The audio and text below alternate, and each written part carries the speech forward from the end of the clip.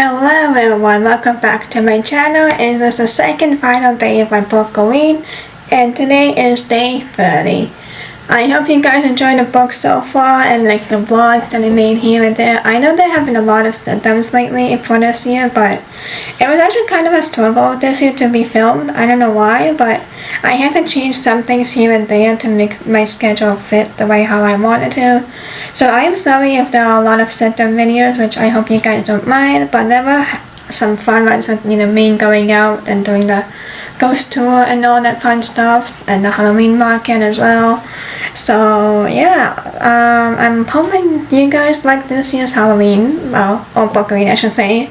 But yeah, otherwise let's get going to the second day of finale, if you will.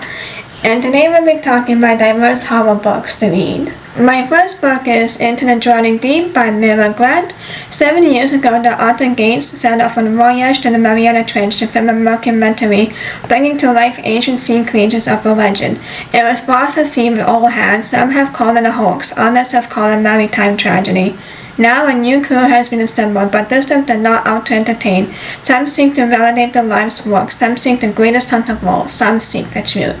But for the ambitious young scientist Victoria Stillwood, this is a voyage to uncover the fate of the sister she lost. My next book is The Limit is Dead by Caitlin Starling. When Gaia Price lied her way into this expedition, she thought she'd be mapping the mineral deposits, and that her biggest problems would have been cave collapses and gear malfunctions. She also thought that the fat paycheck enough to get her off planet on the trial of her mother meant she would get a skilled surface team monitoring her suit and environment, keeping her safe, keeping her sane. Instead, she got M. M sees nothing wrong with controlling Gaia's body with drugs or withholding critical information to ensure the smooth operation of her expedition. M knows all but Gaia's falsified credentials and has no qualms of using them as a leash and a lash, and M has secrets too. My next book is Wild Girls by Rory Power. It's been 18 months since the Baxter School for Girls was put under quarantine, since the talks and pulled Hetty's life out from under her. It started slow. First the teachers died one by one, then began to affect the students, turning their bodies strange and foreign. Now cut off from the rest of the world and left to fend for themselves on the island home, the girls don't dare wander outside the school fence, where the talks has made the woods wild and dangerous. They wait for the cure they promised as the talk seeps into everything. My next book is Blood Countess by Lana Popovich. This is a historical YA novel, horror novel based on the infamous real-life inspiration for Countess Dracula. In 16th century Hungary, Anna de Villiers has just begun working as a scullery maid for the young glamorous Countess Elizabeth Bathory. When Elizabeth takes a liking to Anna, she is rolled into the dream role of chambermaid, a far cry from the filthy servants' quarters below. She receives wages generous enough to provide her family, and the Countess begins to groom Anna as a friend and confidant. It's not long before Anna falls completely under the Countess' spell, and the Countess takes full advantage. Isolated from her former friend's family of fiancé, Anna realizes she's not a friend but a prisoner of the increasingly cruel Elizabeth. Then come the murderers, and Anna knows it's only a matter of time before the Blood Countess turns on her too. My next book is The Ballad of Black Tom by Victor Laval. People move to New York looking for magic, and nothing will convince them it isn't there. Charles Thomas Tester hustles to put food on the table, keep the roof over his father's head from Harlem to Flushing Meadows to Red Hook. He knows what magic a suit can cast, the invisibility a guitar case can provide, and the curse written on his skin that attracts the eye of wealthy white folks and the cops.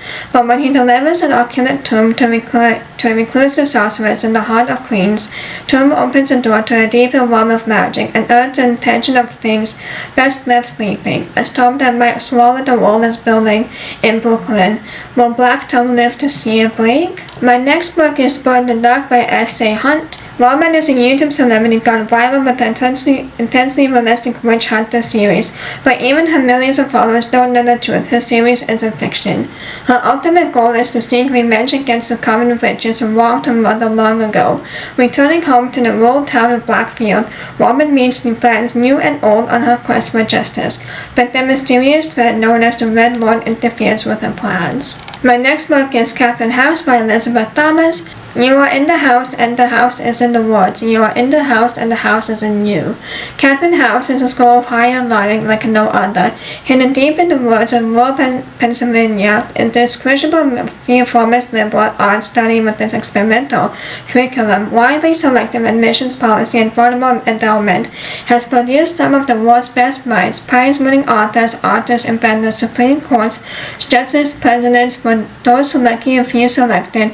Tuition, room, and board are free, but acceptance comes with a price. Students are required to give the house 3 years. Some are secluded, completely removed from the outside world. Family, friends, television, music, even their clothing must be left behind in return. The school promises its graduates a future of sublime power and prestige, and they can become anything or anyone they desire. My next book is The Lamp Was Lord of the Line by Margaret Killjoy. Danielle Kane is a queer punk rock traveler, jaded from a decade on the road. Searching for clues about her best friend's mysterious and sudden suicide, she ventures to the squalor, utopian town of Freedom, Iowa. All is not well with Freedom, however. Things went idly after the town's resident summons a protected spirit to serve as the judge and executioner. Danielle shows up in time to witness the spirit, a blood-red three-antlered deer, begin to return on its summoners. Danielle and her new friends have to act fast if they're going to save the town or get out alive. My next book is Beneath the Rising by Pimmi Mohammed, a coming-of-age story about two kids in the middle of a war of enriched horrors from outside space-time. Nick Parsons and Johnny Chambers have been friends since childhood. She's rich, white, and a genius. He's poor, brown, and secretly in love with her.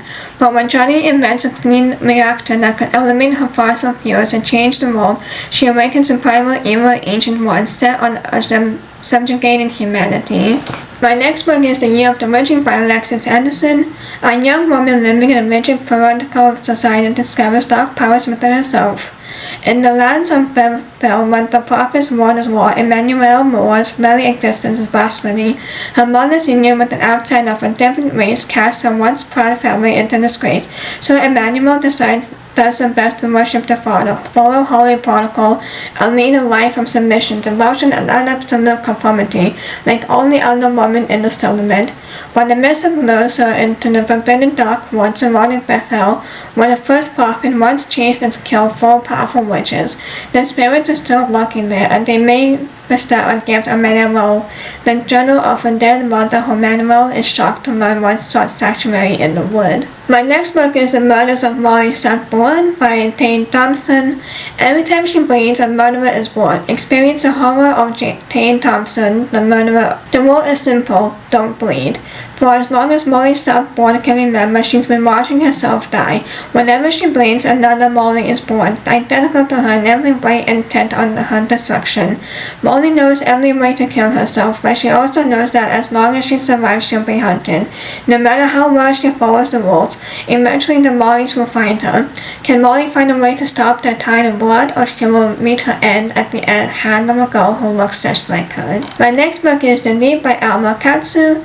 Someone or something is haunting the Titanic. This is the only way to explain the series of misfortunes that have plagued the passenger of the ship from the moment they set sail. Mysterious disappearances, sudden deaths.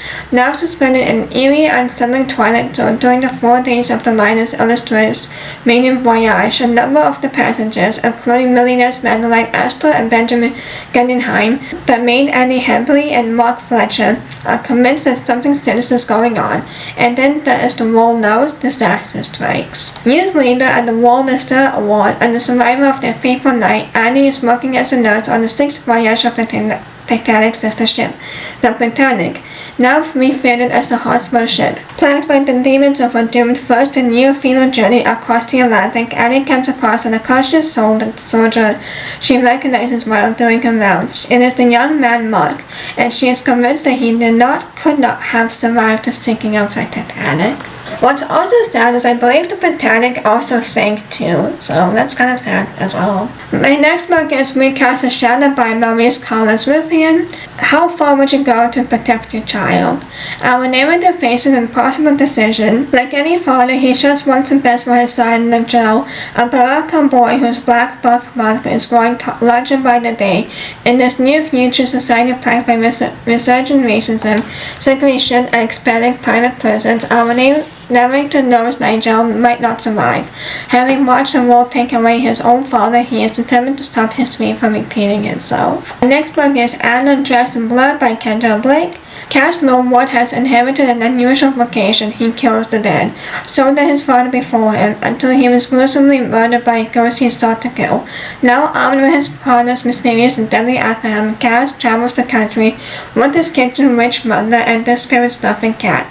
They followed legends of local lore, destroying the murderous dead, and keep pesking things like the future, friends, and pay. Next book is There Was Unto Death by Emma Buckley's. Life out there is hard, so you have to be harder. Lily has always survived, no matter what life in Glory, Texas has thrown at her. The sickness that swept through the states and turned most living creatures into terrifying shakes. Her own mother succumbing into the disease. Her father disappearing into saloons and gambling in liquor. Lily survives, and she will make sure her younger brothers and sisters do too. My next book is Deep in the Mist by Dawn Gadachi.